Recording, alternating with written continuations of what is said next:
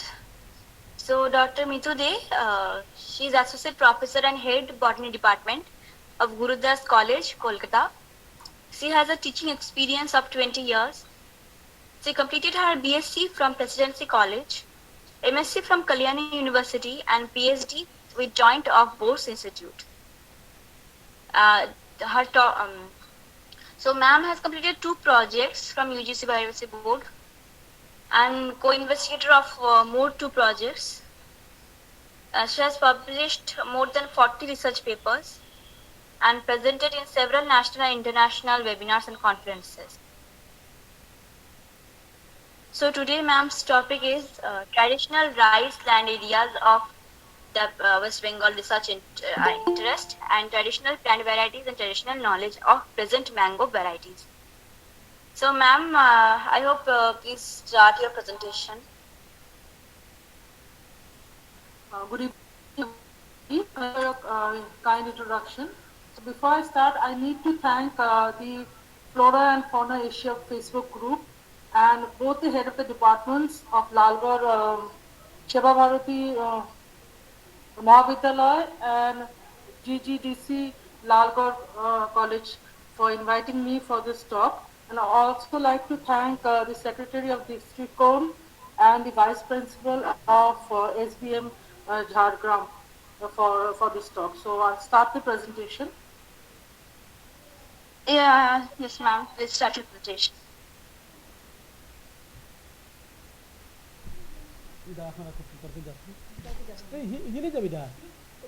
बाबू ये फालतू बोलिस ना देखी मा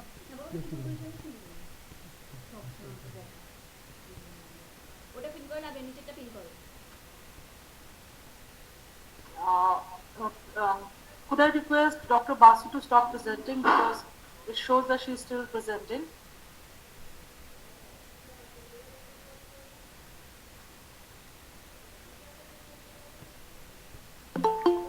Dr. Basu, we kindly request you to please stop presenting.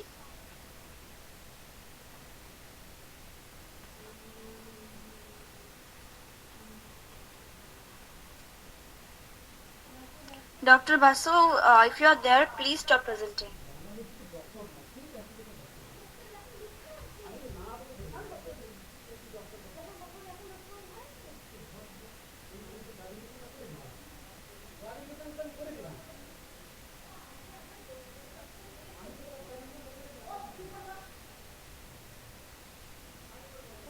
So I think there is some network problem with Basu ma'am. So I think we'll have to remove her from the meeting. Otherwise, she is not stopping presenting. Ma'am, please, if you are there, you please stop the presenting.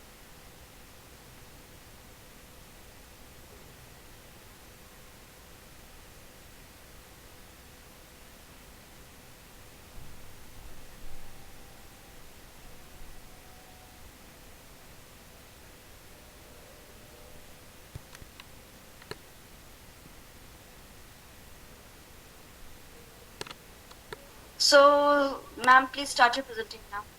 Thank you, organizers, for this.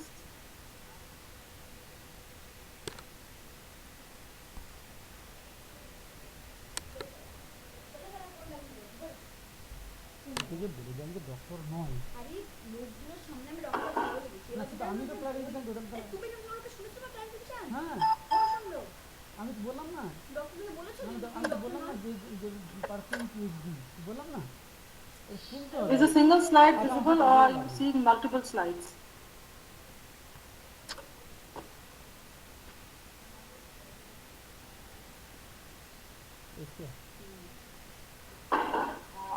Could you just tell me if a single slide can be seen or not? Yes, ma'am, it is visible. Yes, ma'am. Yes.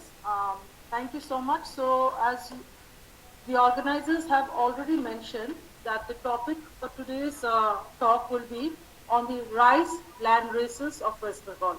Now, the term rice land races might be known to many of you, but still I'll give a short explanation what we really mean by land races and how it is different from the other improved varieties. So I'll go to the next slide.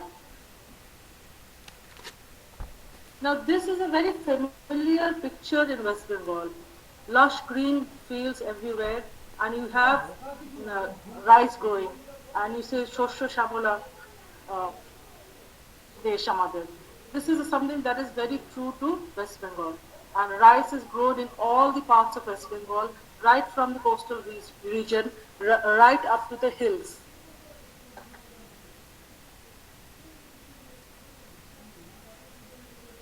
So now my topic, today's lecture will be divided into several parts. So these will be mainly, I'll talk a little bit about what we mean by rice land races.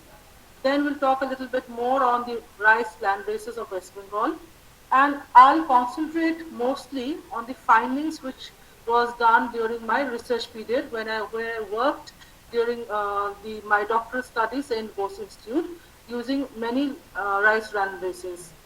And after that, we'll try to have a little peep into what do we mean by the interconnectedness of rice biodiversity and folkloric diversity. And a little touching about what is the present state with respect to the erosion of rice biodiversity and how the role of rice biodiversity is there in sustaining economy and cultural biodiversity. And all these topics will be dealt very briefly because the time period for my talk is just 1 hour.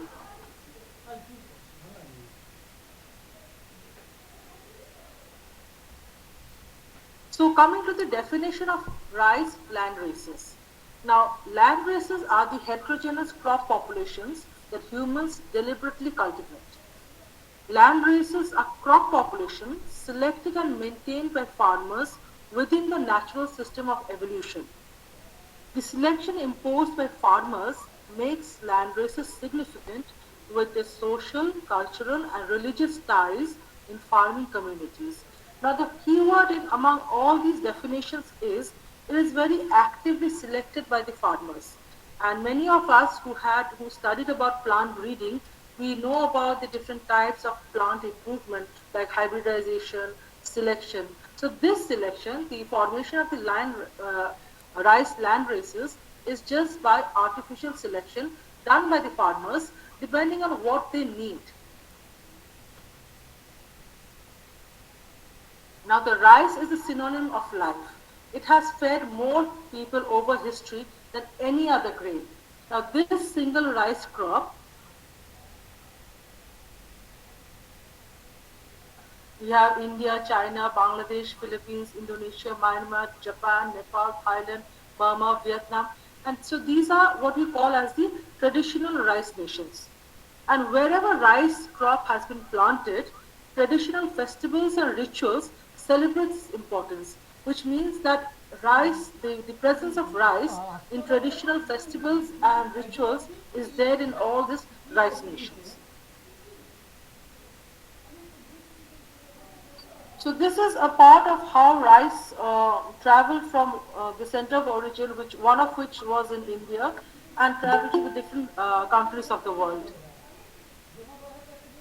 So this is the world map of rice cultivation. You can see the majority is there in Asia, and it is cultivated in 113 countries, and it's a major staple food for about half of the world's population.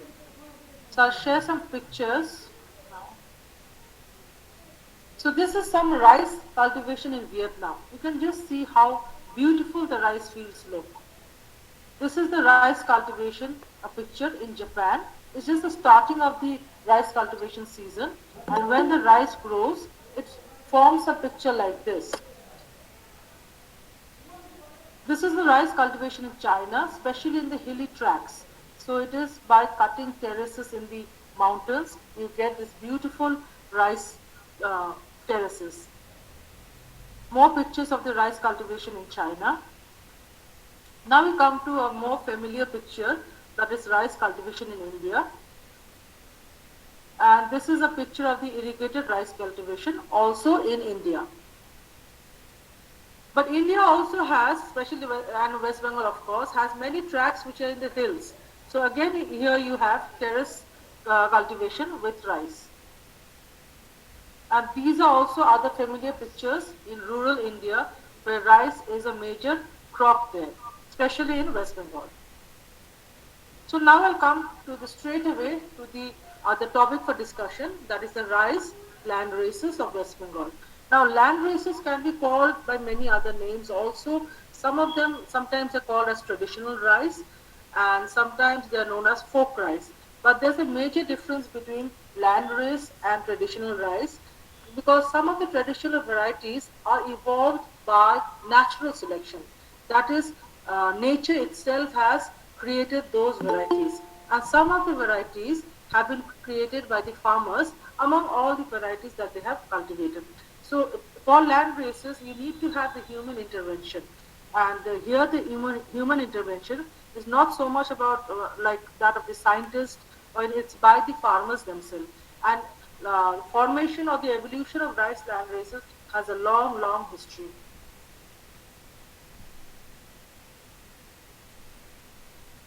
So again, to stress upon the on the definition, folk rice or rice land races are also known as the farmers' varieties that are selected and maintained for one or more distinctive properties. Now here again we come to a very important words, that is one or more distinctive properties. So that means the farmers, they cultivate a particular variety of rice which will be used for a particular purpose. So every land race has a purpose in the society, and that is the reason why it's being cultivated, and they maintain that. I'll be showing some specific examples of those. Now, West Bengal, a little bit about the rice diversity in our state.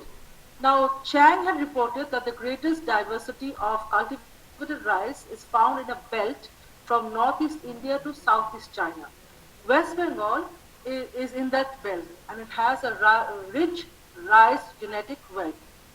Now, the heterogeneous environmental conditions and the diverse cultural history of West Bengal people have made the state rich in crop diversity. Because of a diversity in our state, that has a direct proportion to the evolution of rice land races.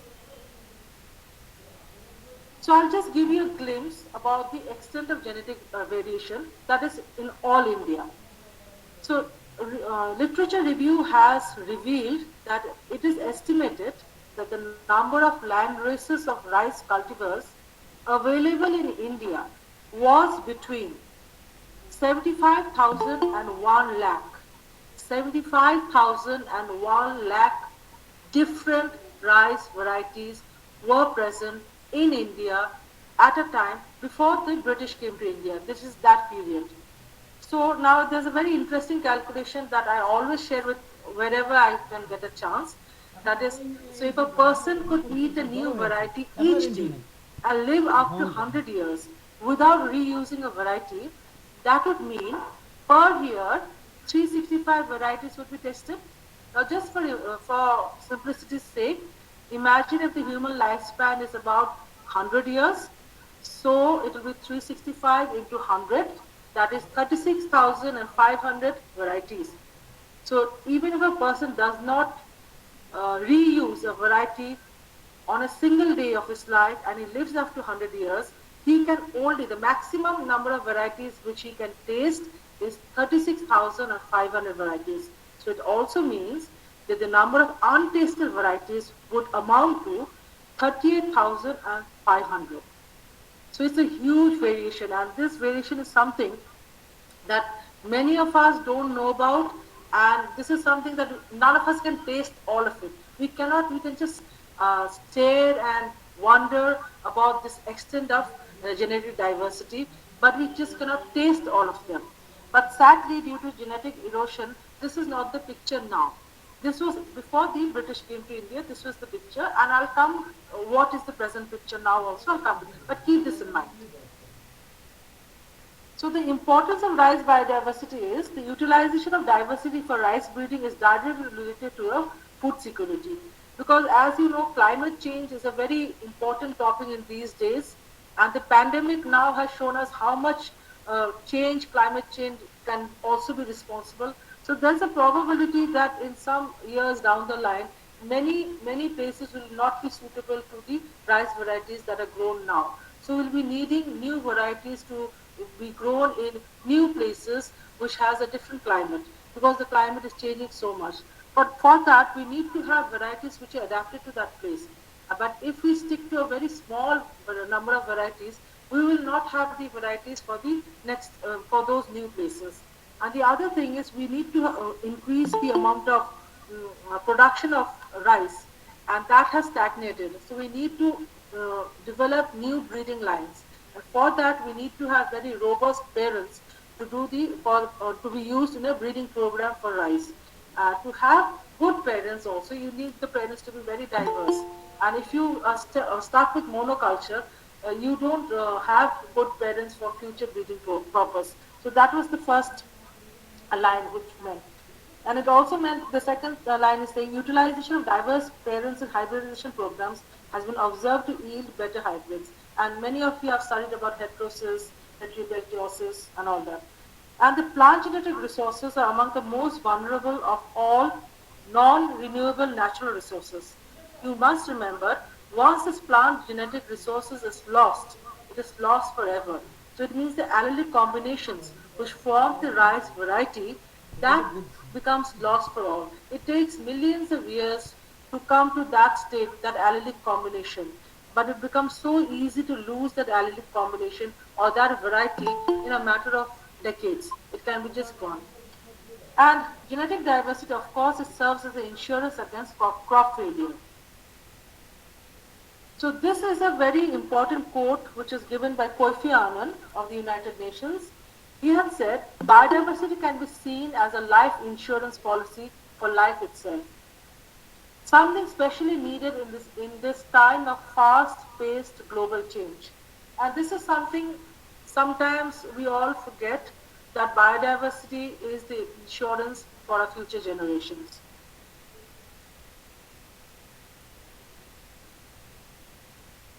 Now, when the farmers selected their land races, they kept certain things in mind. One of the most important things that they kept in mind was the agromorphological traits. Whatever they saw, if they saw something that really they wanted, they liked, they chose that. They selected the plants, and that can form a different variety. And also, they were more interested in the phenological attributes, post-harvest characteristics, and different adaptive performances under abiotic and biotic stresses. So in my study, during my doctorate days in Bose Institute, I studied mainly with 125 rice genotypes. Now these included the aromatic West Bengal rice landrace. It also included the non-aromatic West Bengal rice landrace. Multiple seeded West Bengal rice landrace. I had one variety by the name of Jugol.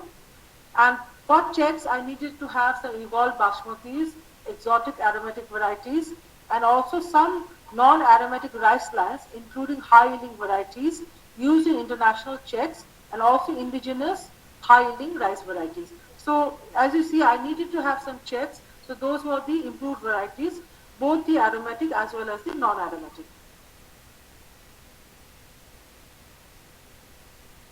So about 17 morphological characters, which were quantitative, were studied in all these 125 rice varieties.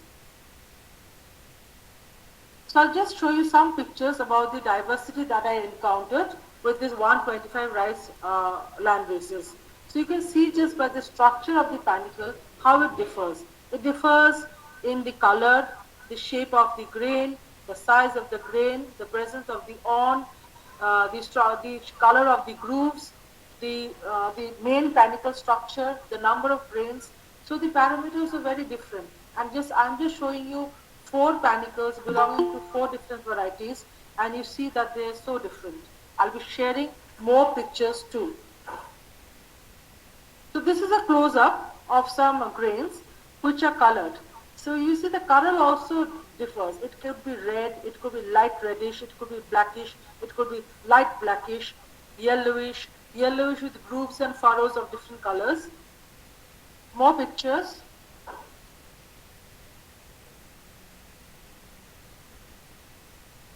Now you see here, I'm just showing you some grains. Now these belong to 5 varieties. You can see the grain and the kernel below. The color, the size of the grain differs in all these 5 varieties. The shape, the structure of the grain also differs. Then the awning, the structure, that little pointy structure on top of the grain, that is the awn. That also it could be present, it may be present, may not be present. If present, it could be short, long, or pretty long. The epiculus color, that is the small, the color at the tip of the grain, that also is different. And the lemma palea color, that could be different. The lemma palea. Uh, is there anything wrong? No. Okay. Okay, thank you. I'm just continuing. So the grain characters could be also different. Now this is a picture, this is not my own picture, this is from the internet. But this just shows you the color of the kernels of the grains. So this huge, it could be red, black, white, creamish sort of colors.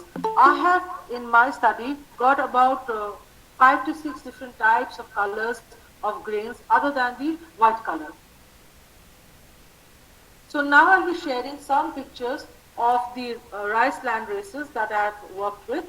So the names, it could be familiar, it could not be familiar also. So this is an aromatic rice which is known as Badshabo. And the place of collection is Nodia. The grain color is straw. The grain length is slender. And then we measured the grain shape, that is the length and width ratio, that was medium. And it has a specialty. It is used for preparing special recipes like payesh during rituals. And it is not really available in all parts of West Bengal, but only select parts you can get Badshabo. Now this is a rice land race which I think many of you have heard. Its name is Kalo Nonia and it is black in color. The grain color is black, but the grain type is long and the grain shape is medium. And I collected this Kalo Nonia from Kuch Bihar.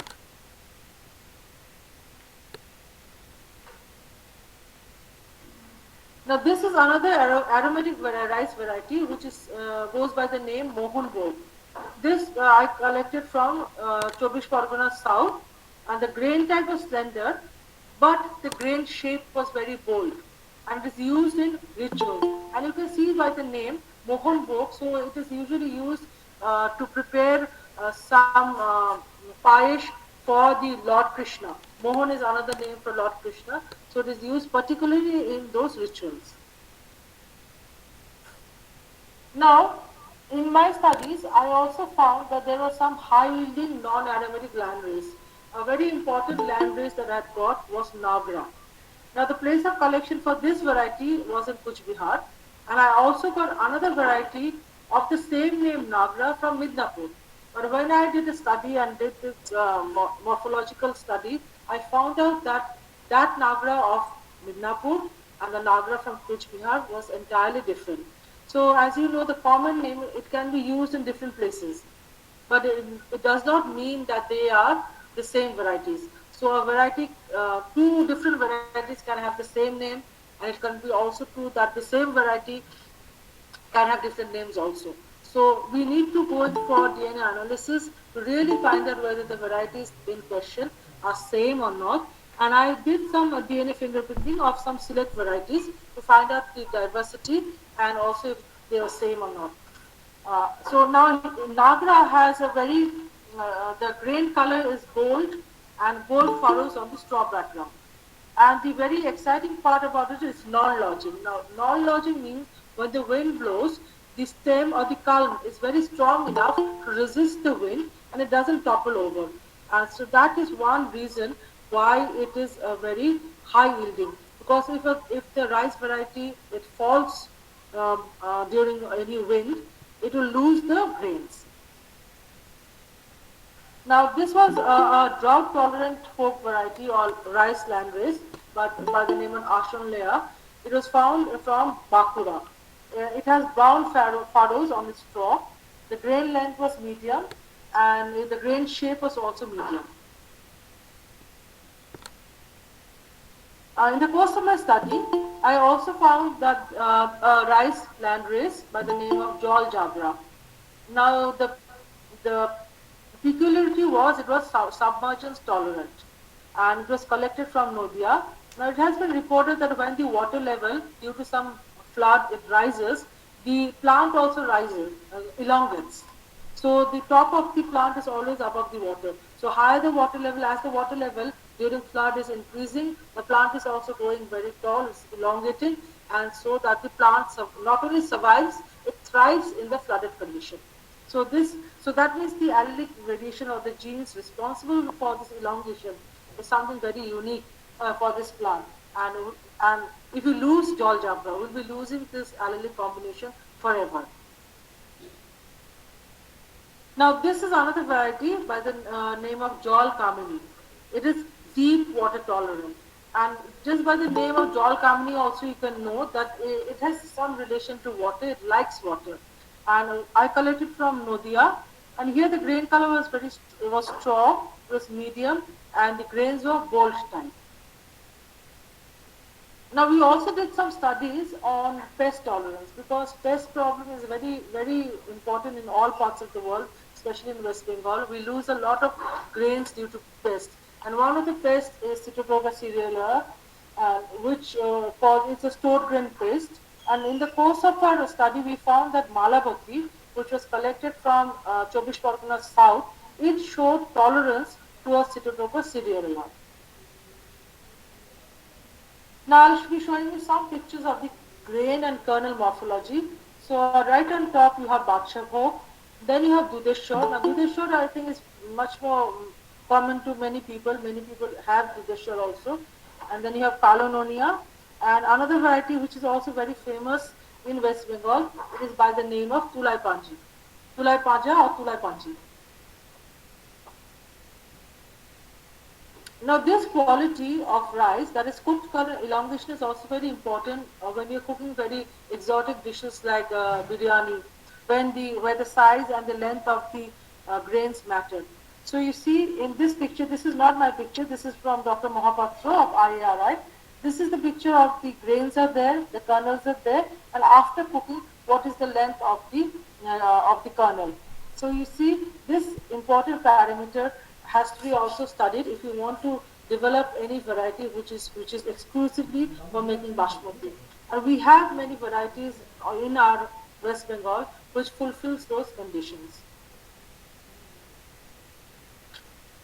So you see, in the rice diversity can be of different things. It could be the variation in color, it could be variation in size, variation in texture, variation in aroma.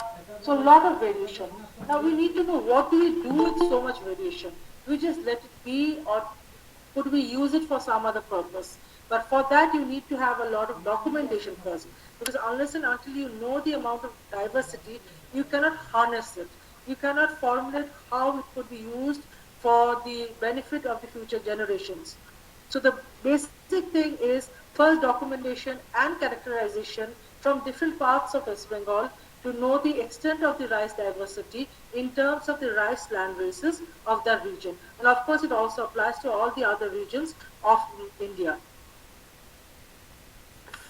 So when you are discussing and characterizing and documenting these rice varieties, we followed the instructions which was given by the standard evaluation system, which was developed by the International Rice Research Institute in Manila, Philippines.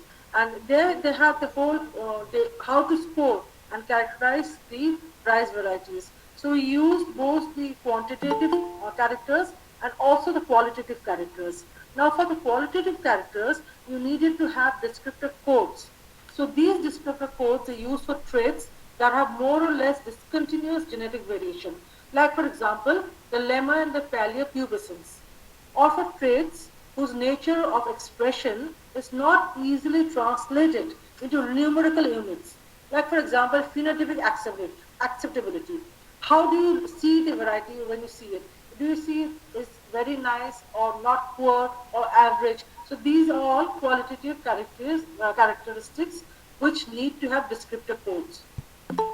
So I measured 39 traits for this 125 rice genotypes, and as I mentioned, the standard evaluation system of PD was used, and these are the parameters that I used. I studied 6 agronomic traits for all the 125 rice varieties and 17 morphological characters for all the 125 rice varieties, 10 grain morphological traits, and 6 grain and kernel measurements. So there's a lot of data, both quantitative as well as qualitative data. I'll just give you some example.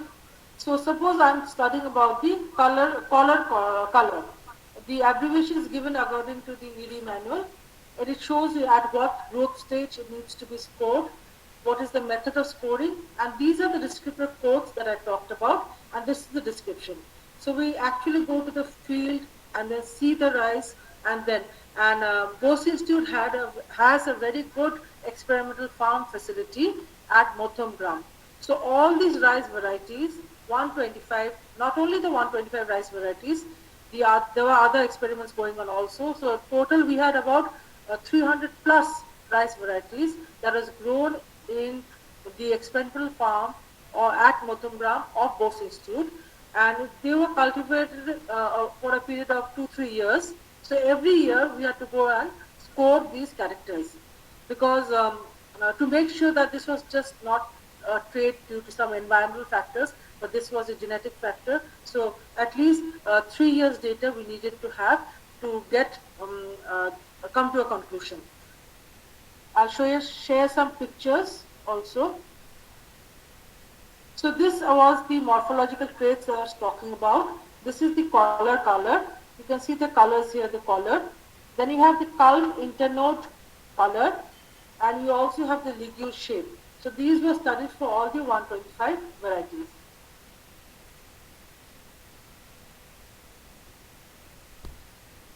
And all the 125 rice genotypes, their panicles were characterized.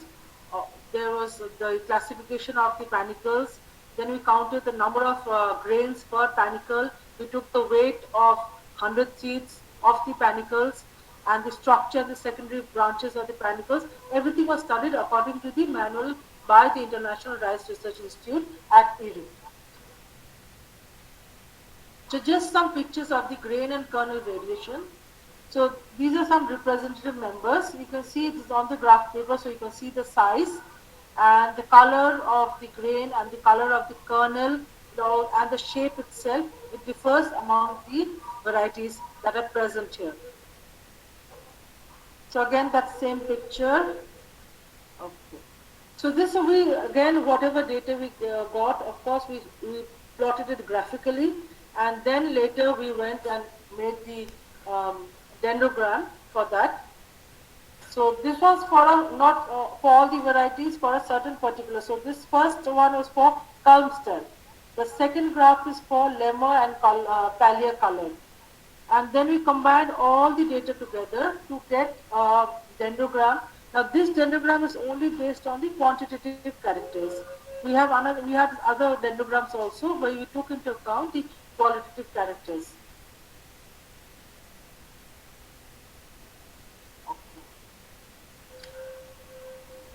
Okay, now after that, because there was a lot of data, of course we wanted to go in for publications. So these are just sharing a few of the publications which were from these the work that I did in my research work during my PhD. Okay. So now another aspect which I studied during my PhD was I tried to find out whether there was any rice landrace which had a pest tolerance. So I took Cytotrichus cerealia, which is a store-grain pest, to see if there's any traditional variety or a landrace which shows any tolerance. So the study was the grain length and the infestation in high grain moisture condition. The other was in low grain moisture condition.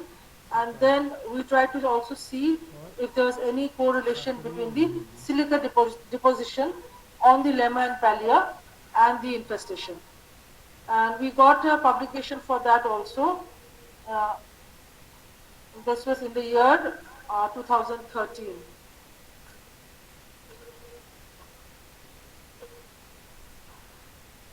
Then what we thought was one of the factors which the land races can contribute is to provide potential parents for future breeding programs.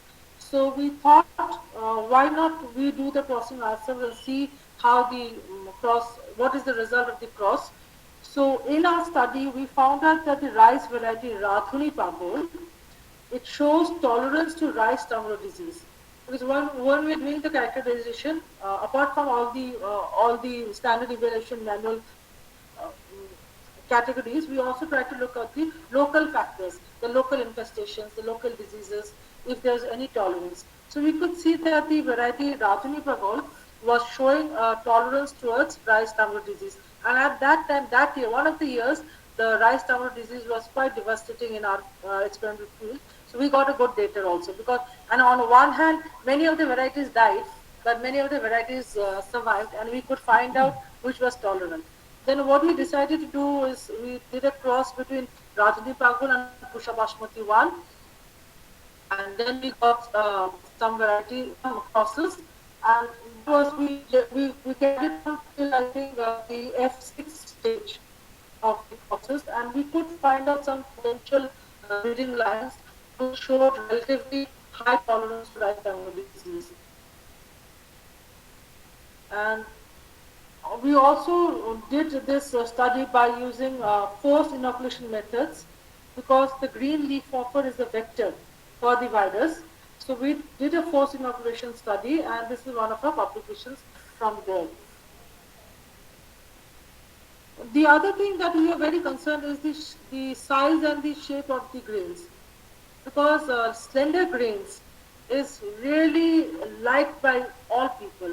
Whenever we think of biryani, we think of biryani with very long grains, long slender grains, and also aromatic.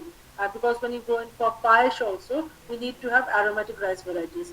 So we thought, what is our biodiversity of our state doing? Let us have a look. So this is just a comparison between the basmati rice and the non-basmati. The basmati is usually long, slender, and the non-basmati is usually not so slender. And what we found in our study is we have some non-basmati aromatic rice. So these are indigenous scented rice landraces. They are adapted to local areas. They have a good aroma and cooking values. The grain length is small, medium or long, not so much long slender like the basmatis, but there's a big but. The improvement of this group is neglected for one big reason is there's a lack of export value. Because whenever aromatic rice is exported from India, it is usually the basmati rice which is exported. But the non-basmati aromatic rice are not so much in the circulation in the market. So because they lack an export value, they are quite neglected. So these are some of the names of the non-basmati aromatic rice which I studied during that course. That is Govindabhog. This is quite familiar to many because whenever there is a birthday, paesh is usually from Govindabhog. But we have other non-basmati aromatic rice in West Bengal too, like Bakshabhog, whose panicle I just showed a little earlier. We have Katari Bhog, Mohan Bhog, which picture I showed a little earlier. We have Chini Atop, Kalononia, Radhuni Bagol. Now the name Radhuni Bagol, if you translate it into Bengali, it means that the cook becomes mad because the aroma is so lovely that the cook is so enamored by the scent that he or she becomes mad. So it's just showing that the amount of aroma, the extent of aroma that are present in our West Bengal rice varieties.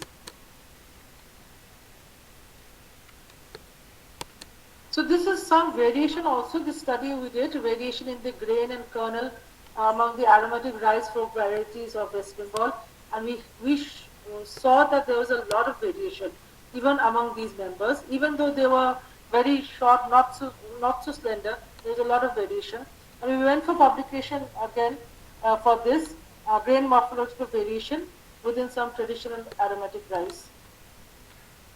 And later, because I was more concerned about the genetic erosion, so there was a book chapter also on genetic variation. So these are just a few of the papers which I wanted to share with all of you.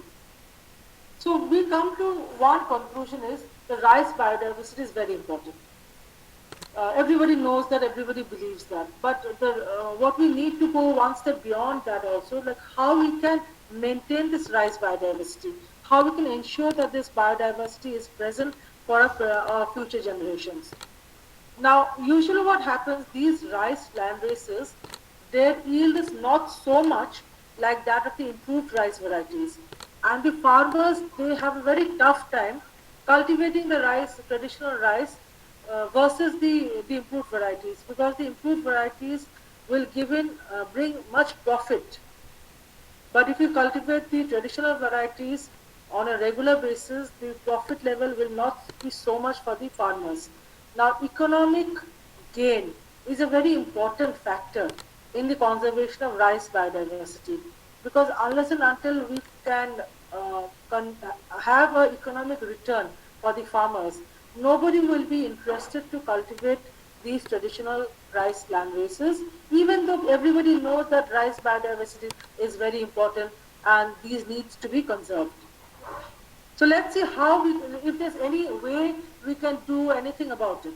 And I'll be sharing some example from the other nations also, how they have tried to maintain this rice biodiversity. So this is just a graphical representation how this wild species, they gave rise to early domestication, then modern varieties. But what is the key factor is, if you see the diagram, the graphical representation, when we get the modern varieties, we don't have much of the varieties left. Somebody was asking what was the chemical responsible for aroma. It has been reported to be 2-acetyl pyrrolene in basmati, but we don't know if it's the same compound for the other varieties, other land bases. But this study was done in for the basmati grains, this chemical came. So now West Bengal, which is constituting of West Bengal. Earlier we said India had nearly 1 lakh, 75,000 to 1 lakh rice biodiversity before the British Raj started. And what about West Bengal? It has been reported to have had 5,500 land races only in West Bengal. So this rice biodiversity is a reservoir of the rice genetic resources with allelic variations that have a vast potential for future rice breeding. But what is the exact scenario, the present scenario now is, we are relying on just about 10 varieties to feed humanity. These are the major 10 varieties which are used to be cultivated in West Bengal on a large scale for the consumption of all of us.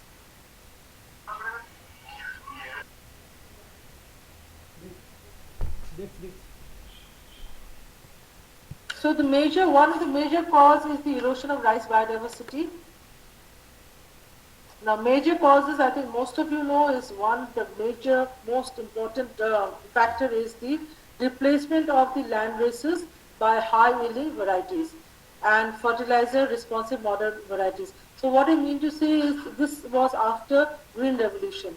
Green Revolution, it changed the agricultural scenario in India, and but in terms of the land races of many varieties, it seemed that many were abandoned for modern varieties, and the loss of habitats due to the industrialization, and there was also rapid population growth, and so the nation had to figure out ways to feed its population. So it had to be people dying of people having food, and then everybody went for high yielding varieties. And in the process, what happened? All these local varieties, the folk varieties, the traditional varieties, all the land races, whatever you call them, they just died. Most of them died, but the only ones that still stayed, because they had some value in society. We'll come to that, how these varieties, they survived. So genetic erosion, it is the unprecedented genetic erosion. The occurrence, distribution pattern, and the population diversity of land races are the indicators of the extent of genetic erosion of the region. Now, our concern is, nowadays, after a lot of study and a lot of documentation and finding out, we have found, many of the workers, not only myself, we have found that it has been reported that 500 to 700 folk varieties are found in many different pockets of West Bengal, but many of them are on the verge of extinction. Now, if we started with 5,500 varieties, 5,500 rice varieties of in West Bengal, where did the 4,800 folk varieties or land races folk. And these plant genetic resources are among the most vulnerable of the non-renewable natural. We have to always remember that once they are lost forever. So, did we really lose the 4,800 folk varieties forever? Or are they still being cultivated in some corners of West Bengal, in some tribal communities or somewhere? So that also needs to have a lot of exploration in different corners of the state and the country to find out even if a few members are living, and if those few members of those rice varieties are still present, are still extant, they need to be conserved and multiplied and at least maintained. Now, folk rice varieties or rice land races, they have a very central position in the genetic resource base, agro-ecosystems and the social heritage of indigenous people. And this is one of the reasons why many of the folk varieties or rice land races are still surviving despite all the lot of genetic erosion.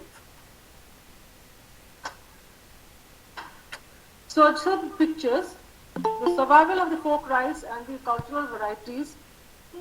Many of the folk rice meet the local cultural practices and environmental constraints and plays an intrinsic role in cultural survival.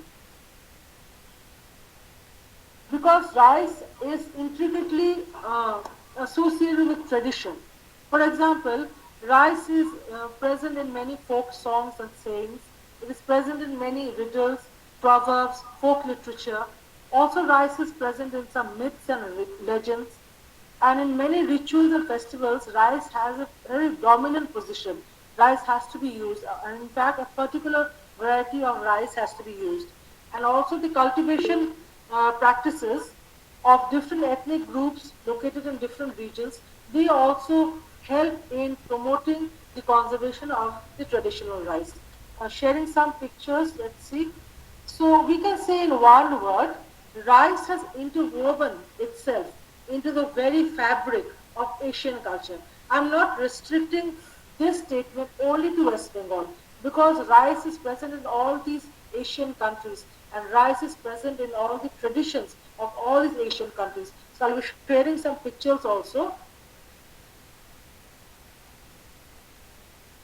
And the other factor, apart from the tradition, is also present in different food. It is the source for different varieties of food. You can see from the pictures, you can see chire, muri, khoi, this is idli.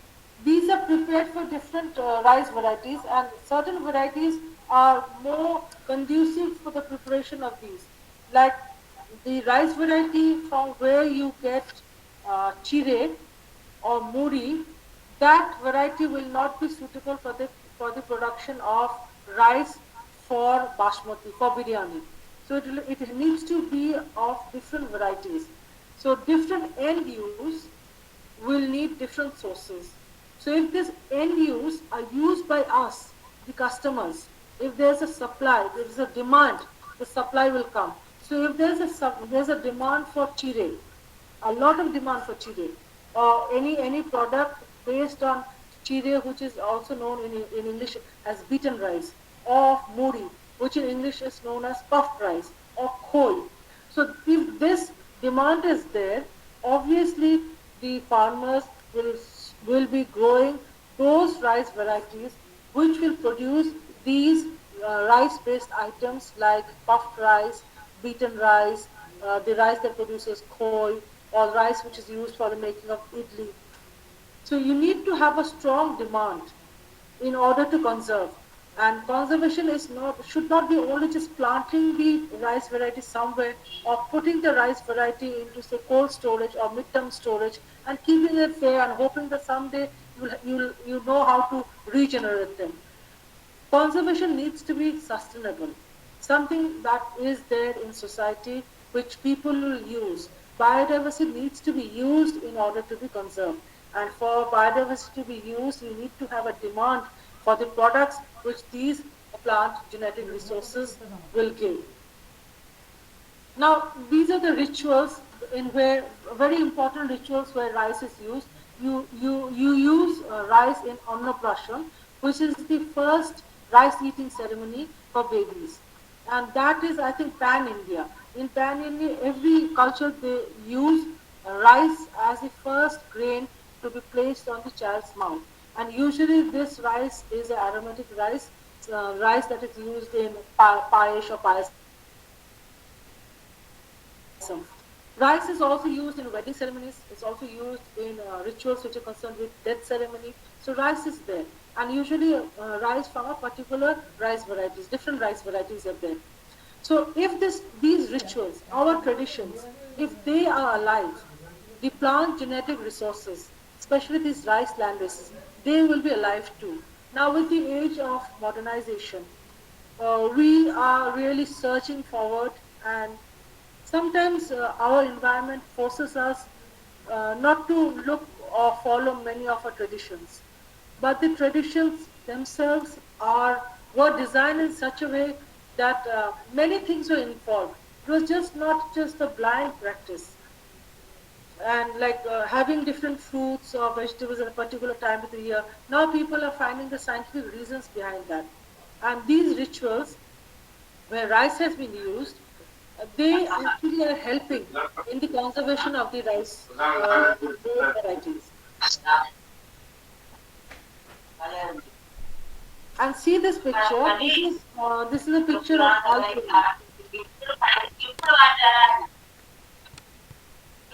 This is Padala Tirupati, please mute. Mr. Padala Tirupati, please mute yourself. বের করে দিচ্ছি ওকে Continue. Continue, madam. Thank you. So you see Alpona, like Alpona is is used in many of the West Bengal households, especially the rural households, because in the urban region we don't really use Alpona all through the year. Only in maybe Lakshmi Puja we use Alpona. But this Alpona also, the rice used for the Alpona comes from a particular rice variety. Not all polished rice will make a very good Alpona. So this form of making Alpona is also present in Tamil Nadu and the states, in the southern states, and also the rice-based powder which will make rangoli patterns. These were used earlier was rice-based. So nowadays we are having different media, different other products which we can make the Alpona from. Many of us are using chalk or something, but the actual traditional variety that was used, if it is not used in the Alpona process, then there will be a slack in the demand for the rice variety. So we have to uphold our traditions and rituals in order to keep alive the rice varieties and the other plant genetic wealth that we have. And the rice harvest festivals is very famous all over India. We have Shankranti, Pongol, Makar Shankranti, Lohri. Here, in all the states, they celebrate rice and rice harvest. Now, folk rice varieties is also present in Bengali literature and in children's tale. Like we have a very famous rhyme in Bengali where we say ছেলে ঘুমালো পাড়া জোরালো গর্বি এলো দেশে বুলবুলিতে ধান খেয়েছে খাজনা দেব কিসে ধান ফুরলো পান ফুরলো খাজনা দেব কি আর কতদিন সবুর করো রসুন বুনেছি. I mean, these are the rhymes that was told by the parents to their children, and they used to go on saying it. But within those rhymes, you have the reference to the our plant genetic wealth. The other chora was আর বৃষ্টি ঝেপে ধান দেব মেপে লেবুর পাতা করম যা বৃষ্টি ঝরে যা. So again a reference to rice. So rice was also present mentioned in Konar Bachon. আষাঢ়ে পঞ্চদিনে রোপণ যে করে ধান, হ্যাঁ 12 তারিখ কৃষি বল কৃষিকার্যে হয় সফল, হ্যাঁ যদি হয় জাস্তি বৃষ্টি তবে হবে ধানের সৃষ্টি কার্তিকে উনজলে দুনো ধান খনা বলে. So these are the sayings of Khana, who was a wise person in Vedic times. So she also mentioned a lot of reference to rice. And I'm sure these type of rhymes, folk literature, will be present in the other states of India also. It should not be only pertaining to West Bengal. Now rice is also worshipped as a goddess in many of the Asian countries. So some pictures in Indonesia, rice has been celebrated and worshipped as the rice goddess and the goddess of life and fertility, and she is known as Devi Sri. In China, you have the goddess born in. In Japan, you have another goddess, all related to rice. Now see these two pictures. One is from Thailand, the other one is from India. There's a lot of similarity between these two pictures. In both of them, they have panicles of rice in their hands. The goddesses have panicles in their hands and they are worshipped. So now this is a picture of the rice goddess of Bengal. I'll just read. She wears ornaments of gold and a ruby-studded golden crown. Her hair is long, dark and wavy. She holds a pot of gold with her left arm and a crop of rice in her hand. So what is more important is the goddess is there. We are worshipping her. And also, while worshipping her, we are worshipping the rice that is in her hand. And this is not only present in West Bengal, it is present in so many different rice-growing nations, especially the Asian nations. So we come to the fact that there is interconnectedness of rice biodiversity and folkloric biodiversity. That is established because it is present in so many folklores. So now we come to a very big question. That is for us. We know that rice varieties should be there, should be conserved, and to conserve them there needs to be a great demand. Unless and until there is a great demand, the farmers cannot get a good profit. So what should we do? Should we have modern variety or should we have traditional variety? Now this is a very, very difficult question because usually we see, because the rice field of traditional varieties is low, the price is high. And the improved varieties or the high yielding varieties, their price is relatively low.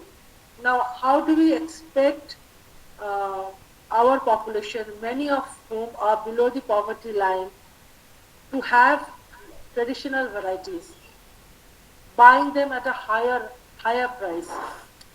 And that is the dilemma. And then if most of our population, they don't have this traditional variety, the demand is also going to go down and the farmers will not have the incentive to grow these traditional varieties.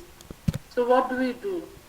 So that's a dilemma that faces, I think, not only us as citizens, I think it's a question that our bureaucrats and administrators are also facing.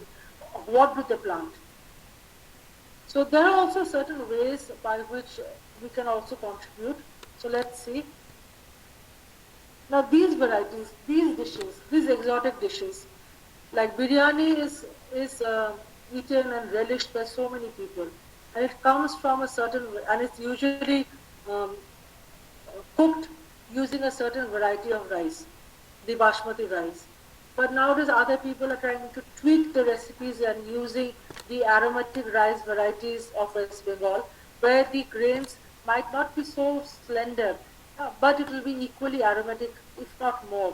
So it needs to, these recipes needs to come out, people need to taste it, and then if they agree, if they like it, then the demand will again come. So if you have biryani which is made from non-basmati, traditional or indigenous rice variety of West Bengal, which is really acceptable to the public, and people know about it.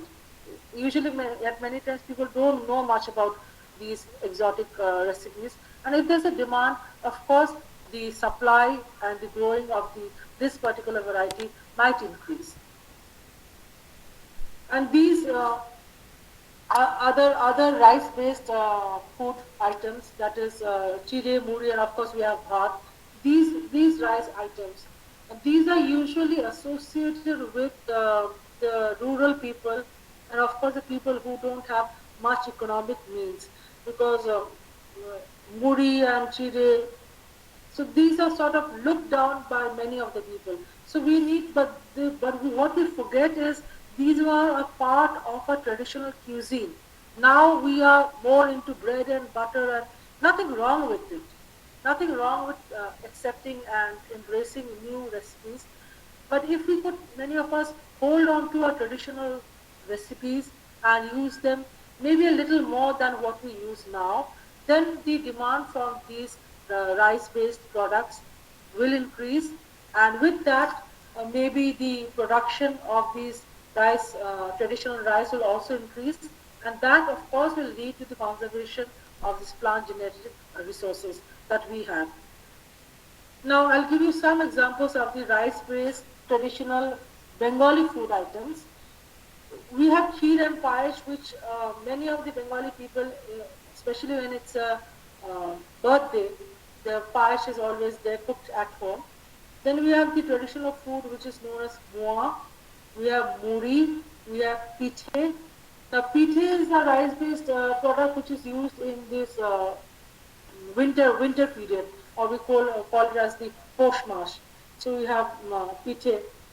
So if these food items are more used by all of us, maybe we can see a little more increase in the plant varieties that yield these. The government is not just sitting idle.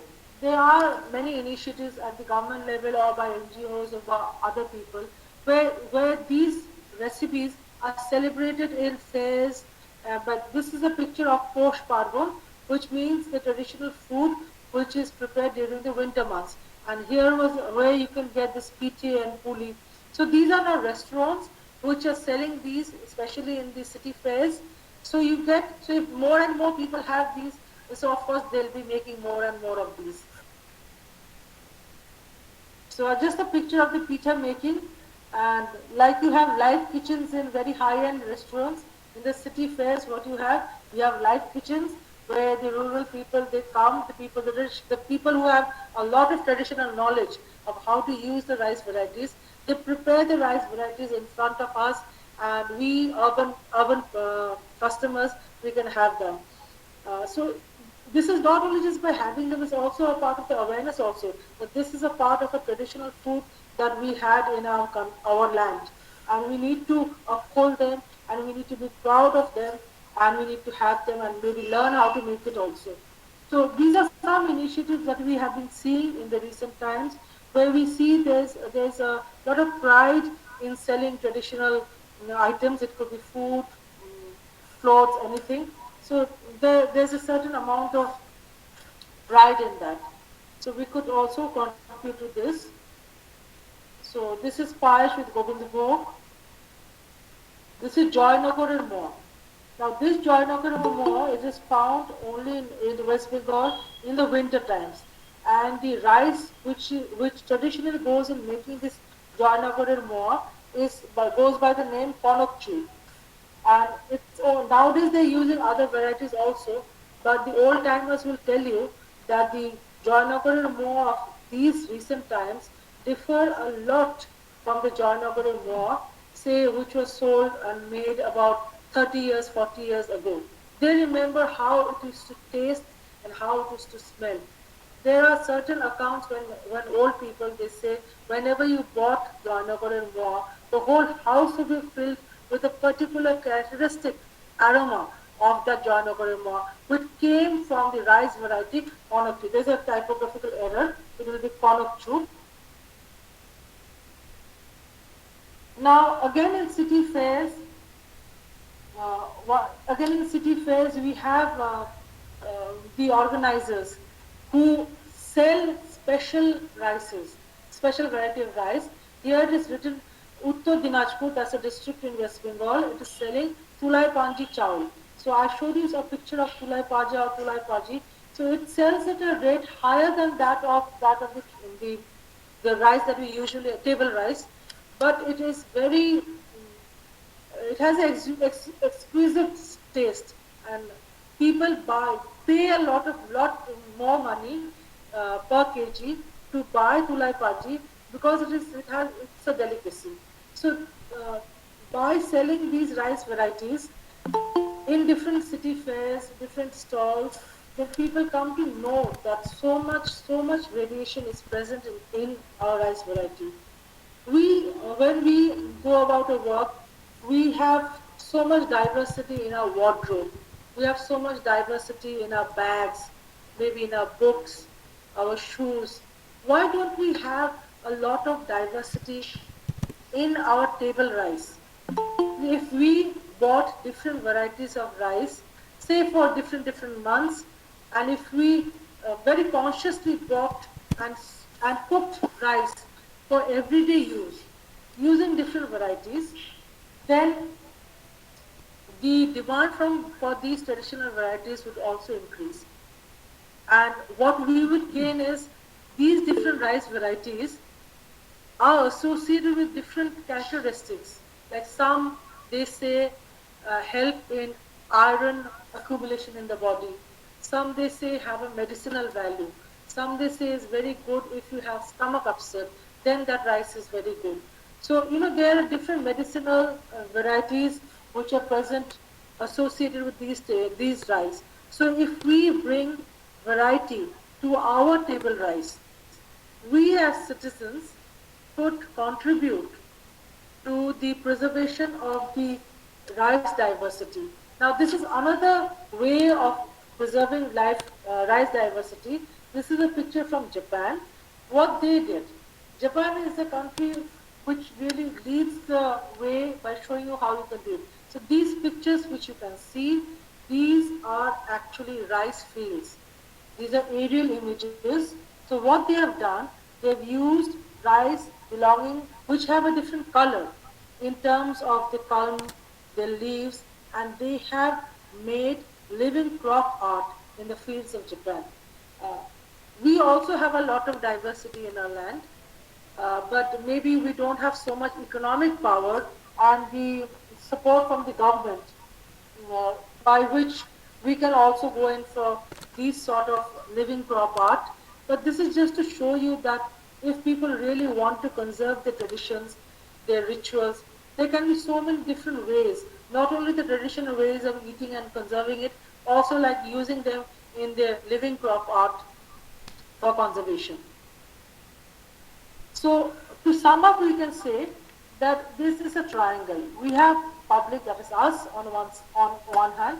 We have the cultural diversity on the other hand, and then we have the economy on one hand. And rice is in between. So rice, it touches all the three sides of this triangle. It touches our economy, it touches the cultural diversity, it also touches our lives. It really touches our lives, and our lives, our collective lives, is responsible, and how we react to it. That is responsible how our future generations will live, and how we can keep our genetic wealth for our future generations. So even if we think just by changing and having two different varieties of rice at home, maybe in special occasions, will it matter? We might be thinking it's such a small step. But if every one of us takes very small steps, tries to hold on to our traditions in their own different ways as much as they can, then maybe the plant genetic resources which are associated with these traditions, they can also survive, and they will survive for the future. So you can say, to sum it up, you can say the future of rice land races, that there are ties that tie the land races or the folk rice varieties and the folklore are very deep. None can survive without the other. So that means the folklore and the folk tradition, the folk rituals, and also on one hand, and the folk rice varieties or the land races on the other hand. They are tied so much, they are so interconnectedness that none can survive with the others. So we can say, so long as the demand for folk rice or rice land races for traditional usage is present, these varieties will survive. And the traditional usage is only dependent on us, how we can use them, how we can conserve our traditions. So different aspects of folklore will help in maintaining the demand. So it is, even if it's a small step, it all boils down to taking small steps, and each of us can make a contribution to society. With that, I come to the end of my presentation. Thank you so much for your patient hearing.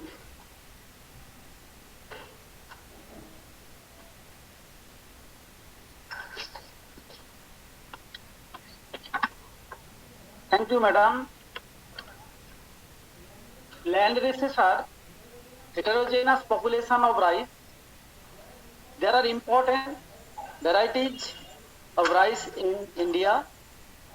Hot varieties are important because of its sustainability and resistibility.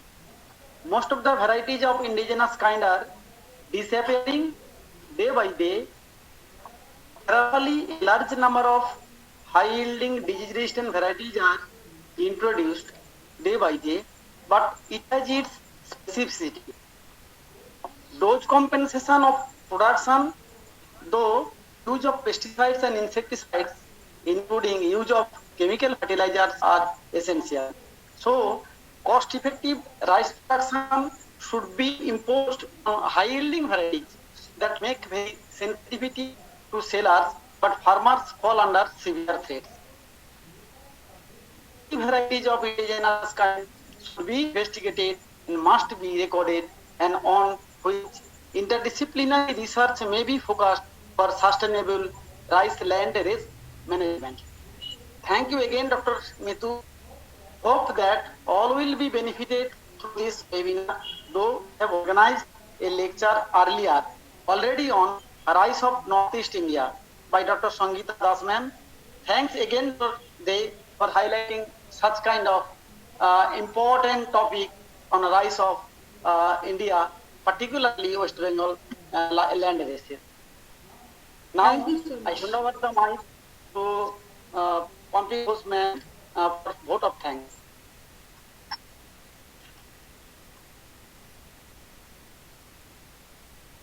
Thanks to both Vasu and Dr. Mitude for your presentation on today's biodiversity webinar.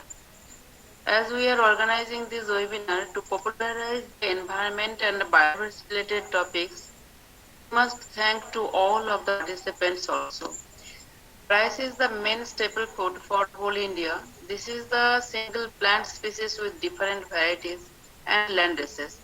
Today, as the population is increasing, we need green revolution and varieties. Now, more the indigenous rice varieties are not in practice for cultivation. Someone only conserved for the sake of research.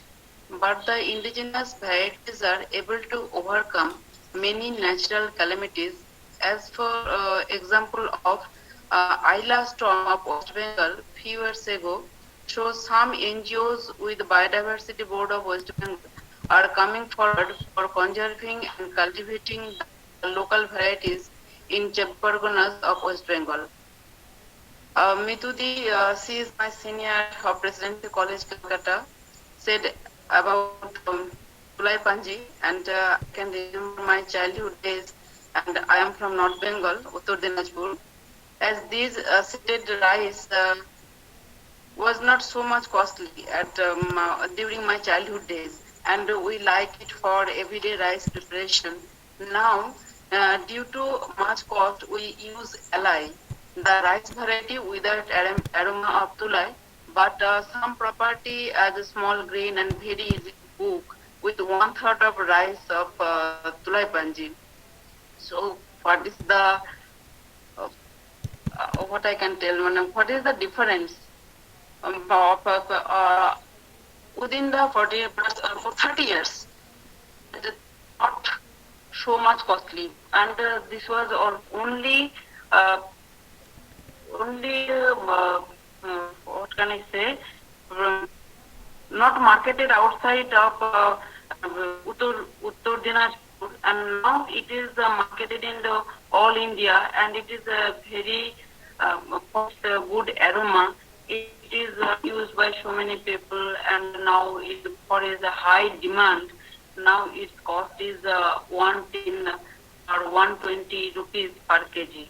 So it is very much costly, but production is not too much, and it is now a struggle for farmers to do their job very hard. They are doing very hardly because with the hybrid variety, they are doing this agricultural practice in very small patches, and so this is a very hard job for them to uh, to do much production. So thank you again, Mitudi, for giving us to our job today. Very good lecture. From the beginning of our webinar, you are with us. So again, thank you. So today's session is over. Thank you again, Mitudi, and our earlier Thank you so presenter. much, Dr. Ghosh. Thank you so much. Oh, thank you. So good night.